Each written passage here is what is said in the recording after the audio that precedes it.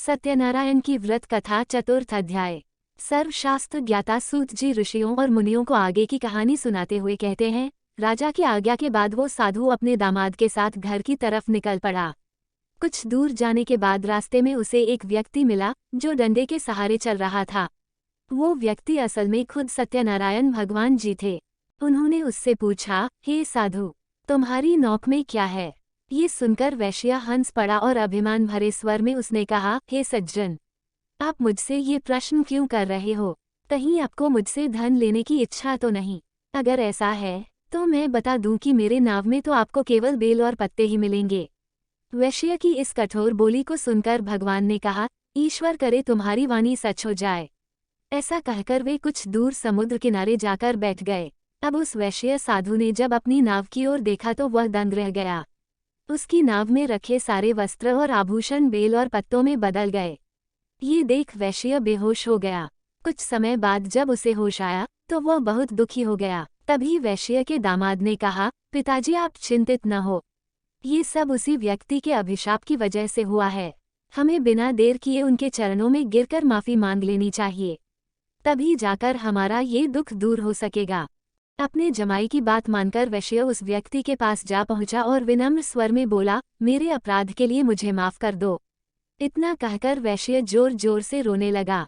इस पर सत्यनारायण भगवान ने कहा, हे साधु, तुम्हें जो भी दुख मिले हैं वो सभी मेरी ही आज्ञा से मिले हैं, क्योंकि तुमने अपने वचन के अनुसार एक भी बार मेरी पूजा नहीं की, जिससे मेरा अपमान हुआ है।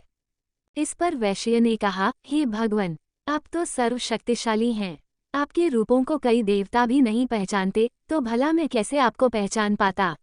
अब मैं समझ गया हूँ और अपनी भूल को सुधारने के लिए मैं आपका व्रत जरूर करूँगा। आप कृपा करके मुझे माफ कर दें और मेरा धन मुझे लौटा दें। साधु की बात सुनकर भगवान सत्यनारायण खुश हुए और उसे आशीर्वाद देकर ओझल हो गए। इसके बाद वैश्य अपने जमाई के साथ नाव की ओर लौटा। वहां पहुंचते ही उसने देखा कि उसकी नाव में पहले की तरह धन भरा हुआ था। इसके बाद उसी जगह पर वैश्य ने दामाद व अन्य साथियों के साथ मिलकर सत्यनारायण भगवान की पूजा की और फिर अपने घर की तरफ चल पड़ा। वैश्य जब अपने जमाई के साथ नगर के पास पहुंचा तो उसने एक दूत के माध्यम से अपने और दामाद के वापस आने की सूचना पत्नी को भिजवाई। दूत ने उनके घर जाकर वैश्य की पत्नी लीलावती को नमस्कार करते हुए कहा, मालकिन साहब और दामाद दोनों नगर के पास पहुंच गए हैं। वैश्य की पत्नी लीलावती उस दूत की बात सुनकर काफी प्रसन्न हो गई। उसने तुरंत सत्यनारायण भगवान का व्रत पूरा कर अपनी पुत्री कलावती से कहा, मैं तुम्हारे पिता के दर्शन के लिए जा रही हूँ, तुम भी अपना काम पूरा कर तुरंत दर्शन के लिए आ जाना। अपनी माता की बातें सुन कलावती भी प्रसन्न हो गई और जल्दबाजी में सत्यनारायण भगवान की कथा का प्रसाद छोड़कर अपने पति और पिता से मिलने चली गई। कलावती द्वारा प्रसाद का अनादर देख भगवान सत्यनारायण एक बार फिर से नाराज हो गए। क्रोध में आकर उन्होंने नाव सहित कलावती के पति को पानी में डुबो दिया। जैसे ही कलावती वहां पहुंची उसने देखा कि उसका पति वहां नहीं है, तो वह बेहद दुखी हुई और जोर जोर से रोने लगी।